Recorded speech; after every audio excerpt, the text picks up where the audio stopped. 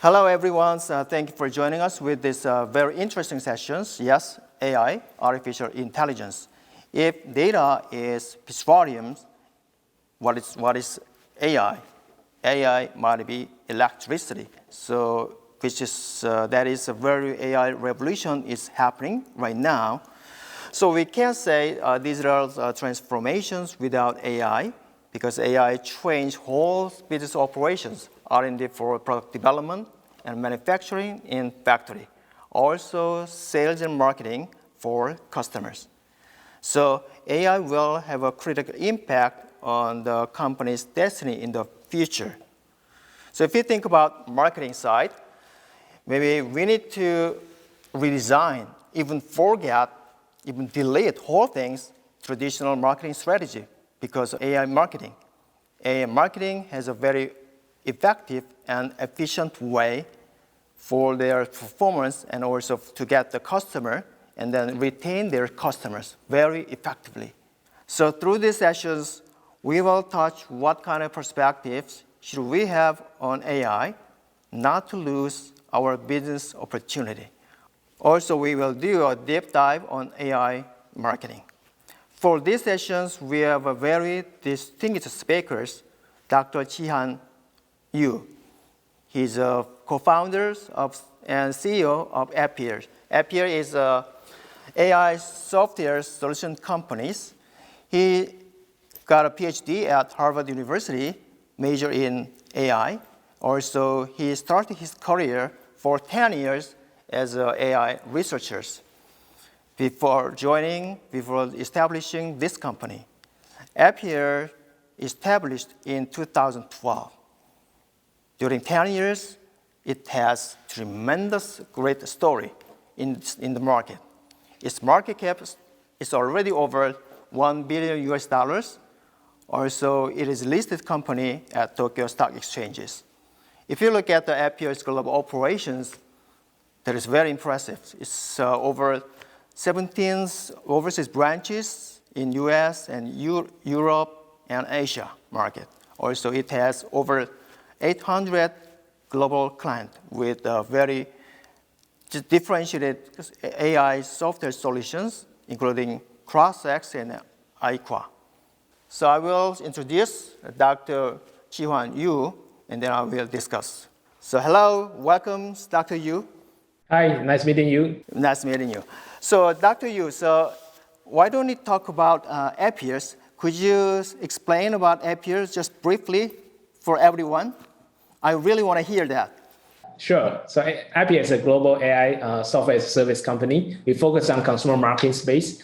We use AI to help our customer, many B2C platforms, to predict their end users' behavior. And use such prediction result, then we can help them to better acquire user. We total have 5 products. It's acquire the user, and then better retain the user or transact with the user, and then predict their future directions.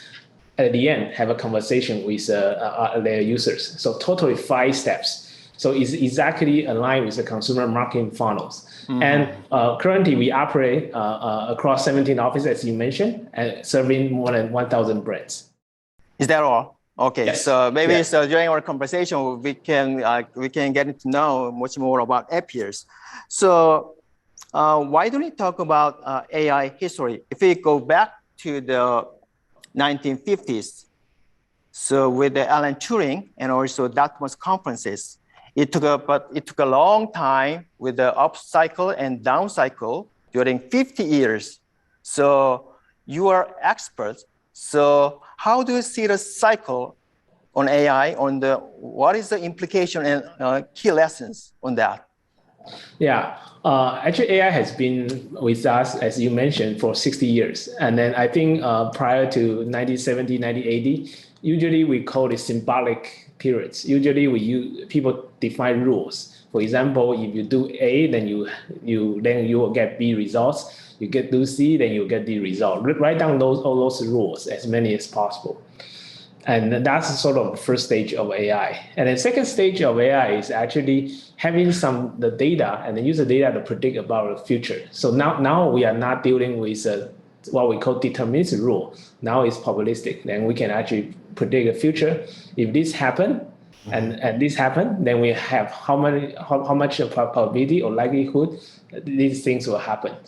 So this is where I start my AI career. I start roughly 2000, but this era is algorithmic AI era, probably from 1980 up to 2005. And then start with the exciting era of deep learning era. So I think 2010 and onward, people's neural network has been with us for a long time, but actually it's computational of a utilization of GPU make it possible to be able to train such a large scale of a neural network and also perform prediction in a very effective way. And because a lot of neural network can perform a task that is superhuman, that's doing better than human being, then things become interesting. Because if the machine is not doing things better than human being, it's not as exciting. But if they can do things such as play chess or play Go, or it can recognize images or listen to sounds even better than human being, then it tremendously broaden the application area that we can apply AI to. So Dr. Yu, so maybe if you do not have deep learning, maybe AI cycle still under dark stages. So thanks to deep learning, AI will be expedited. Thanks to deep learning. So is there any kind of maybe new wave for expediting AI? So like deep learning. So what is your opinion on that? Yeah. My opinion is actually probably how we actually accelerate the possibility of applying the great technology such as deep learning, so as we can enjoy the great AI. So it really is an infrastructure revolution. But the great thing is infrastructure and hardware revolution never stop. It's continue to evolve. And then we start to see a lot of AI chips, and then also some of specialized AI chips that can actually further extend the efficiency. So we will see more and more AI capability can be really implemented in real world, because a lot of time, even AI can predict and then also acts very precisely. It still rely a lot on computations. And so one way is because of such accelerations, and it can actually further allow us to see more AI application being able to implement in real world. Because you don't want to interact with AI system, it will take 10 seconds to respond to you, right? If it is real time, then human beings become excited. And another thing I think will be very interesting is human intelligence level AI. Because deep learning now can do the same level of intelligence such as a human being, but it requires a large computation power. But human brain is very efficient. It doesn't require a large computational power. But if we can harvest the algorithm capability, mimic how brain works, and being able to learn very efficiently, I think that will be also next exciting wave that we can potentially use low power, low computation, but achieve the same level of intelligence. Okay, good. Yeah.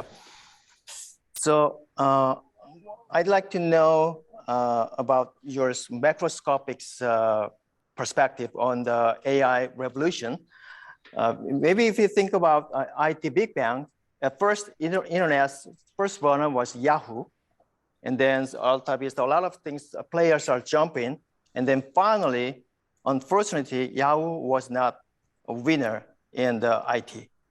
So if you apply those kind of situation to AI Big Bang, nowadays, a lot of companies are jumping that. And then who's gonna winner in AI in the future? So maybe the answer might be wrong, that's fine. So what is your personal opinion and perspective? So why do you think that company or that sectors could be the final winner?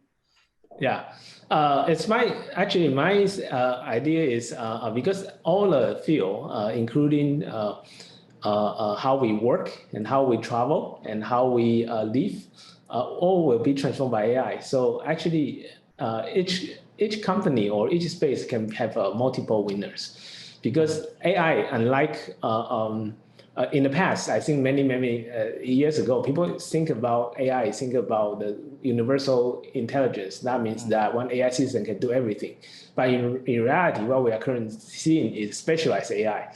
One AI system is specialized in solving one task. One, for example, one very good at play Go, but actually cannot play table tennis. And then one is very good at image recognition, but cannot do the sound recognitions. So as a lot of specialized AI company will emerge. That's how I predict. Yes. Well, one of that players might be Appier. We're definitely going forward to Definitely. Okay, yeah. So, so as I mentioned in the introductions, just a little bit, maybe if AI has a really big potentials, but still a lot of challenges. So what will be the biggest challenges in AI on your experiences? Yeah, I think one aspect is being able to implement into, as I mentioned, into even more applications. Although AI has made tremendous progress, but I think there are still areas that AI's capability is not sufficient to cope with a real world scenario. I think we are still waiting for that area to emerge, be able to do that. And it's rely on a collaboration between hardware and software. And second, as also AI can actually think about like a human being, having the creativities. And maybe AI can, in the future, being able to create AI itself. If we can have a creativity, it can actually generate intelligence itself. Then we don't need to actually design a system ourselves. Then AI can actually self-evolve. I think that if we can overcome that challenge, that would be very interesting. And the third is whether it can actually be learn like human being. Human being, the reason we can learn so many things is we are able to transfer what we learn from one concept to the other. But current AI is mainly focused on one concept. You need to allow large number of data. That is very expensive. So if we can overcome that, then it's also allow bright future for AI. Okay. So now we a little bit move to the AI marketing. So Appier is the maybe core players in AI and also digital marketing spaces. So what is your viewpoint on what is the biggest trend on that industry? What should consider for business leaders? Yeah, I think what we can probably think about what AI have brought differently to marketing. Marketing is all about understanding the users. It's past, now, and future. I think in the past, when we do marketing, we always analyze about past behavior of the users. We know from the past what they have done and currently what they are doing, and then we act. What AI have been able to help us achieve is predict about future. Because time and then also space is actually continuous. When we have observed certain events and also certain signal, we can already predict about future. So then you can act proactively rather than reactively. I think that's what AI has been able to allow marketing to do. And secondly, because business have a lot of interaction with the end users, but how can we actually holistically organize all such interaction together, become a user profile? That's also something that AI can do to detect those useful signal and those useful events, and also profile those conversations into a user profile. And then you can have a deeper understanding of our users. So these two aspects has fundamentally, AI has fundamentally changed digital marketing. The user profile, and then we need to identify those very precisely. Maybe you are sure that data-driven decision is very important. Is that right? Yeah, that's correct. Yeah, that is very important. But what if data is missing or data is incomplete? Yeah. So in that case, decision might have a tendency to be wrong as a probability. So in that case, how to serve or how to identify kind of data lies beneath? So what is your opinion on that? Yeah, and that's also something intelligence can help, right? Like when when you look at one image, if it misses a few pixels or it misses some blocks, you can still imagine how the picture look like. And because you have imaginations, then we can apply similar technology in AI to help you to fill in the incompleteness of the data. And then you can have a more complete data to learn. And the learner get a good result. And maybe the result can feedback to further enhance your capability of complete the picture, then become iterative process of learning. So that's also the amazing part of AI system can do. So Dr. Yu, is there any good cases or best cases on AI marketing of your case project? So which will be very helpful for us to understand. Yeah, our product have 4 stages and then also 5 products. And then first is we predict the most valuable users. For a lot of business, the most biggest challenge is I throw into the digital marketing budget, but I don't know how much return I will get. But AI can help you to predict who will actually bring good business to you.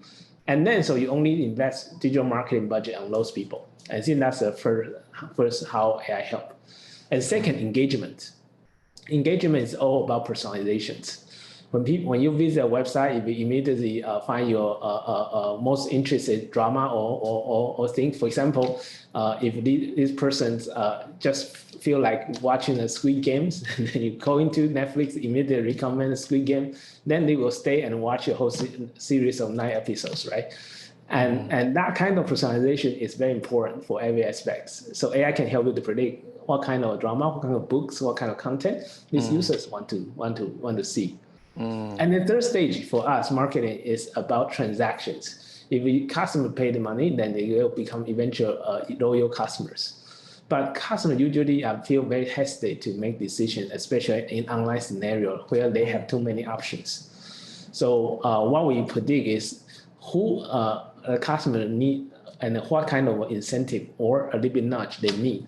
We'll push them a little bit and then help them to cross online, and then they will eventually complete a transaction. For example, we give the customer, when they feel hesitant, if you check out within 10 minutes, you get 10% discount. They'll immediately check out. Pardon me for the last steps. So last step is about predicting about future behavior user. After you have first 3 steps, it's about predict about futures. And with the data, you can also predict what in the future, what customer wants, what customer likes, and how customer will act. So these 4 stages are how we think AI can help in marketing. So according to you, so I want to buy your software solutions right now. Thank you. Yeah, Dr. Yu, so maybe you have a lot of experience with a global client, over 800, as I mentioned. So what is a common problem if you visit the company and then maybe you give some advice and then you solve that company's issues and problem? So what is the common problem they are facing to introduce AI solutions? Is there any kind of common phenomena or some common error or some common mistake? No, I wouldn't say mistakes. I think we grow with the customers. We are always customer centric, and we help our customers grow, then we grow. So that's our company's philosophy. But in very often times, not only our customers, it's very common for any corporations that their data may be very kind of fragmented in different departments, different places. And secondly, but it's very hard to unify together. And secondly, it's very hard to hire high quality AI scientists to help them to utilize such data. That's the second challenge a lot of corporations face. And third, as people, if you already have a great data integration, great scientists, but great integration with AI and business is also not easy, because the AI scientists or AI team generally might have a little distance to the business world, and business people might not fully understand. So the mutual understanding, usually insufficiency, sometimes create gaps. So these 3 are the most common challenges we see in normal corporations. Now, I'd like to kind of technology and the markets. So 5G or quantum technology will be the could be kind of game changers. So maybe it'll be very important playing role in the shifting the conversations on customer experiences. So in that case, how do you see the Asian market and also 5G technology trend? Could you tell us about more detail? I think intelligence will come from data, and data come from communication and interactions. I think the 5G infrastructure will further enhance the capability how people can communicate through all kinds of different media and then also digital properties. And with such, the data accumulation speed must be faster than ever. And with such, and then the chance of building intelligence on top of such data will also become tremendous. I think just as COVID has fast forwarded digital transformations, I think the next wave of infrastructure change, such as 5G, will further enhance how we transform intelligence. So how this maybe Asia market is a very huge potential areas. So how do you feel about that market? Yeah, I think Asia is tremendous because we have a very large populations and then also a lot of upside to growth. And also across Asia, there are all kinds of different economy. We have a large economy such as China, and we also have advanced economies such as Japan, Korea. And then we also have emerging markets such as South Asia that's growing so fast. So it is a place that you get everything. So, but that's one thing incumbent people are short of is actually the data science and AI capability. Asia has the lowest AI scientist percentage in terms of populations. And that with such tremendous opportunity and amount of data generated, we definitely need some great software or talent in order to make us move forward faster. Okay, so during our conversations, you mentioned that before about the conversations solution and then conversation e-commerce with AI. So what companies should prepare for that kind of trend about conversations commerces? Because also you already acquires a Bunny kind of conversational robot. Yeah, I think this is how we observe how users are changing. Like especially young generation people, they no longer follow the traditional way of going on a website and then click on apps and then to buy things. They sometimes just messenger and talk to someone and immediately they place an order and purchase. That's how our future commerce will be changed too. So there are multiple interfaces. You can go on a website, still go on an app still, but at the same time, Messenger can also provide additional interface for you to interact with commerce. That's where we see the new opportunity lies. And then also people spend a lot of time on Messenger, such as Kakao and Line. And then so that actually is user time means commercial value. So that has a tremendous value for a lot of business. So the incorporation of Money to our platform is to enhance our capability to serve our customer in the conversational commerce era. So to help them to easily inject interactions or design interactions with their customers on the messengers. Okay, let's talk about kind of future of Appier's. I really love your vision, Appier's visions. Appier's vision is, if I'm wrong, tell me, making AIs easy by making softwares intelligent. Is that right? Yeah, that's right. So on the first round on Appier's, you developed AI's marketing software solutions. What is the next? Is there any product roadmap, solution roadmap for as a next steps? So I really wanna know that. I was trying to scientists like in early days. I have been mainly involved in design intelligence for machines, such as robotic dogs, cars, etc. And then I think the last 10 years I've been injecting AI into the software system, such as a consumer marketing system, to better acquire user, retain user, etc. So we are continue to be very excited about how we can design AI-enabled interaction between business and users. That's where we will focus on, including marketing and also potentially customer services. So these are the area that really excite us. So what is your final image of Appier? What Appier like to be in the futures?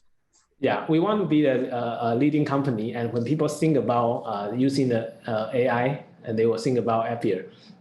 So they will think about when a company think about using AI, using software with intelligence, they'll first think about us. So that's what we are working toward too. Okay. So nowadays we are living with COVID-19. So because of global pandemic, so maybe Appier also got a very big business opportunity. Not only Appier, but also some players got the benefit. So maybe that means they need to expedite their innovations. So could you tell us about your approach to the innovation and Appier? Yes, I think innovation, our philosophy is a customer-driven innovation. So basically, by talking to customer, know their needs, then we drive innovations. I think pandemic has transformed every business become a digital first or digital centric, and that become a very important aspect for all the business. And then with people transform to digital, I think the most important assets when they operate in the digital space is actually data. And then it's our responsibility to use AI for them to translate the value of data into a long-term business value. So that's what how we are working, and the direction that we are working towards. And at the same time, we constantly communicate with the customer, know their pain points, and help them to design a better system to help them to solve. As I know, Dr. Yu, Appier is a great place to work. So which is really great reputations. So what is your leadership secret? Tell us about it and then share with that. We have 3 very important core values at Appier. Being open-minded. I think being open-minded is very important for the fast-moving company or innovative company like us. Because being open-minded, then you can accept other people's opinion and then become better selves. And second, as direct communication. Direct communication might not be like a very common core value for a lot of companies, but it's super important for Pan-Asia or a global company like us, because being able to communicate directly, we can know each other's idea, and also to communicate respectfully, we can actually make each other feel comfortable. I think direct communication is our second very, very important core value. Third, being ambitious. Although we are based in Asia, we want to challenge the world and be the number one. So that's also very important aspects of our company. So these 3 are most important core value. Our management team preserve such core value and also driving our company direction with such core values. So, Dr. Yu, Appier got a lot of performance and also develop a lot of solutions. Maybe you mentioned the 5 great, gorgeous solutions. So nowadays, what do you talk about with your executives? So what kind of things you are consider very seriously to move to next step? So what is your could be kind of barrier or obstacles? So maybe even though you are a very great company, but every company has a barrier to move forward, which is really good phenomena. So what is it? Yeah, I think we are working. Leading player, we are very aggressively working in 3 directions. One, in terms of our technology, as mentioned, we are innovating AI. How can they learn even more efficiently, even quickly, with even less data? With such, we can serve even more business with less data, or scenario they don't have sufficient data. We can also serve. So this is one direction that we are working toward. And second, how can we create a company operationally and then culturally can accept even more diversified culture and also customer? Because with such a mindset, we can operate into even bigger market and global market. So that's a second very important aspect. And third is how can we provide even more valuable service to enhance the interaction between business and their end users? We are constantly innovating. We have 5 solutions in 4 stages, but we are constantly think what would be the next one. And then hopefully the next one will also help our customer to change their life. So maybe so many companies knows about importance of AI marketing and also AI, but many people are hesitating.